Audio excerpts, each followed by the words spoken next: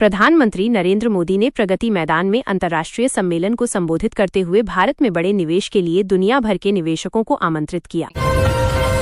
कांग्रेस नेता राहुल गांधी ने बेरोजगारी के मुद्दे पर सरकार को घेरा और कन्याकुमारी से कश्मीर तक एक और बड़ी पदयात्रा निकालने का बड़ा ऐलान किया। मुख्यमंत्री योगी आदित्यनाथ ने कानून व्यवस्था पर हाई लेवल मीटिंग कर अपराधियों की अवैध संपत्तियों पर बुलडोजर कार्रवाई जारी रखने के सख्त निर्देश दिए। अमेरिकी राष्ट्रपति डोनाल्ड ट्रंप ने भारत के साथ नई ट्रेड डील पर मुहर लगा दी है, जिससे अब अमेरिकी बाजारों में भारतीय सामान पहुंचना और भी आसान होगा। नीतीश कुमार ने बिहार में सरकारी नौकरियों में आरक्षण के नए नियमों की घोषणा की, जिससे राज्य की पूरी राजनीति में भारी हलचल मच गई है। सुप्रीम कोर्ट ने राजनीतिक दलों को बड़ा आदेश देते हुए अब चुनावी चंदे का पूरा हिसाब सार्वजनिक करना पूरी तरह अनिवार्य कर दिया है। रूस और यूक्रेन युद्ध रोकने के लिए भारत ने संयुक्त राष्ट्र में शांति प्रस्ताव पेश किया, जिसकी सराहना अब पूरी दुनिया में की जा रही है। अरविंद केजरीवाल ने दिल्ली में 100 नई इलेक्ट्रिक बसों को हरी झंडी दिखाकर प्रदूषण कम करने और सार्वजनिक परिवहन को मजबूत करने पर जोर दिया। प्रवर्तन निदेशालय यानी ईडी ने दिल्ली और मुंबई में बड़ी छापेमारी कर करोड़ों की हेराफेरी करने वाले अंतर्राष्ट्रीय सिंडिकेट का पर्दाफाश किया। इजरायल और हमास के बीच जारी युद्ध के बीच भारतीयों की वतन वापसी के लिए सरकार ने विशेष चार्टर्ड विमान भेजने का फैसला लिया है। आरबीआई ने ब्याज दरों में कोई बदलाव नहीं किया है, जिससे होम लोन और कार लोन की किस्तों पर फिलहाल जनता को राहत नहीं मिली। एलन मस्क की कंपनी टेस्ला और भारत सरकार के बीच बड़ा समझौता हुआ, जिसके बाद अब जल्द ही देश में इलेक्ट्रिक कारों की मैन्युफैक्चरिंग शुरू होगी।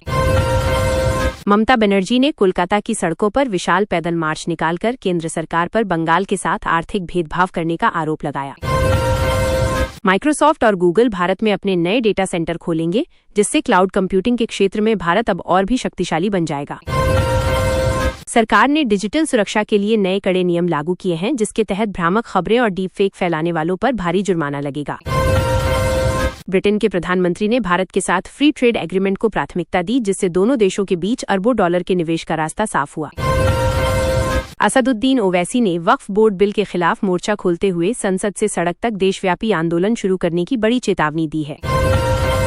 भारतीय शेयर बाजार ने अपने सभी पुराने रिकॉर्ड तोड़ दिए और सेंसेक्स में भारी उछाल आने से निवेशकों ने आज करोड़ों रुपए कमाए।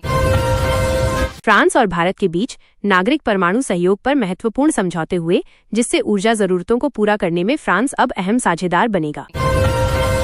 भारत में एआई के सुरक्षित इस्तेमाल के लिए नया एथिकल फ्रेमवर्क बनाया गया है, जिसे सरकार जल्द ही सख्त कानून का रूप दे सकती है। ईरान और सऊदी अरब के विवाद को सुलझाने के लिए भारत ने विशेष दूत भेजा, जिससे अंतर्राष्ट्रीय स्तर पर भारत का रणनीतिक कद और बढ़ गया। एप्पल ने भारत में अपना सबसे बड़ा रिटेल स्टोर खोलने की घोषणा की, जिससे प्रीमियम स्मार्टफोन बाजार में भारत अब ग्लोबल हब बनेगा। सीबीआई ने सरकारी विभागों में धांधली को लेकर देश भर में छापेमारी की और इस दौरान कई बड़े अधिकारियों को हिरासत में लिया गया। बुलेट ट्रेन प्रोजेक्ट के दूसरे चरण के लिए जापान अब भारी फंडिंग देगा, जिससे दक्षिण भारत के प्रमुख शहरों को जोड़ने के काम में तेजी आएगी। वित्त मंत्री निर्मला सीतारमण ने जीएसटी दरों को सरल बनाने के संकेत दिए हैं, जिससे छोटे व्यापारियों को टैक्स के बोझ से बड़ी राहत मिलेगी। ब्रिक्स शिखर सम्मेलन की मेजबानी की तैयारी में भारत जुट गया है और ग्लोबल साउथ का नेतृत्व करने की भारत की क्षमता को दुनिया ने माना है। कनाडा और भारत के विदेश मंत्रियों के बीच फोन पर लंबी बातचीत हुई, जिसमें वीजा सेवाओं को फिर से बहाल करने पर आपसी सहमति बनी है। भारत ने डिजिटल पेमेंट में नया रिकॉर्ड बनाया और एक महीने में यूपीआई लेन देन का आंकड़ा पहली बार 100 अरब के पार पहुंच गया। बोर्ड परीक्षाओं के लिए शिक्षा मंत्रालय ने नया सिलेबस जारी किया है, जिसमें अब रटने के बजाय कौशल विकास पर सबसे ज्यादा ध्यान दिया जाएगा। ग्लोबल टेक कंपनी ने भारत में बड़ी छंटनी की घोषणा की है, जिससे आईटी सेक्टर में काम करने वाले कर्मचारियों में भारी बेचैनी देखी जा रही है। स्मार्ट सिटी मिशन के तहत 50 और शहरों में मुफ्त वाईफाई सेवा शुरू होगी, जिससे सरकारी सेवाओं का लाभ अब पूरी तरह डिजिटल मिलेगा। चीन से फैक्ट्रियां समेटकर अब मल्टीनेशनल कंपनियां भारत शिफ्ट हो रही हैं, जिससे आत्मनिर्भर भारत अभियान को बहुत बड़ी सफलता मिल रही है।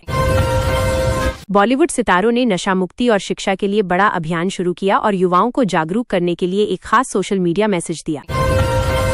अटल पेंशन योजना की राशि दोगुनी करने का केंद्र सरकार ने प्रस्ताव रखा है, जिससे करोड़ों बुजुर्गों को बुढ़ापे में बहुत बड़ा आर्थिक सहारा मिलेगा। दिल्ली पुलिस ने एआई शील्ड सॉफ्टवेयर लॉन्च किया है, जिससे अब संदिग्ध लिंक और फर्जी कॉल यूजर तक पहुंचने से पहले ही ब्लॉक हो जाएंगे। काशी और उज्जैन की तर्ज पर अब देश के 10 और प्राचीन मंदिरों का कायाकल्प होगा, जिसके लिए सरकार ने एक बड़ा बजट जारी किया है। भारतीय स्टार्टअप्स ने ग्लोबल फंडिंग में नए कीर्तिमान स्थापित किए हैं और इसी के साथ कई नई देसी कंपनियां अब यूनिकॉर्न बन गई हैं। भारत में ग्रीन हाइड्रोजन से चलने वाली कार का प्रोटोटाइप पेश किया गया, जो प्रदूषण मुक्त सफर की दिशा में एक बहुत बड़ी कामयाबी है। इसरो ने अंतरिक्ष पर्यटन के लिए निजी कंपनियों के साथ हाथ मिलाया है, जिससे अब आम इंसान का भी अंतरिक्ष में जाने का सपना पूरा हो सकेगा। भारत ने पड़ोसी देशों के साथ यूपीआई समझौता किया है, जिससे अब सरहद पार भी डिजिटल तरीके से भुगतान करना बहुत आसान हो जाएगा। टाटा समूह ने सेमीकंडक्टर चिप बनाने के लिए नया प्लांट लगाने का ऐलान किया, जिससे भारत अब इलेक्ट्रॉनिक्स के क्षेत्र में दुनिया का नेतृत्व करेगा। देश के बड़े अस्पतालों में अब एआई आधारित इलाज शुरू किया जा रहा है, जिससे बीमारियों का पता लगाना पहले के मुकाबले काफी सटीक होगा।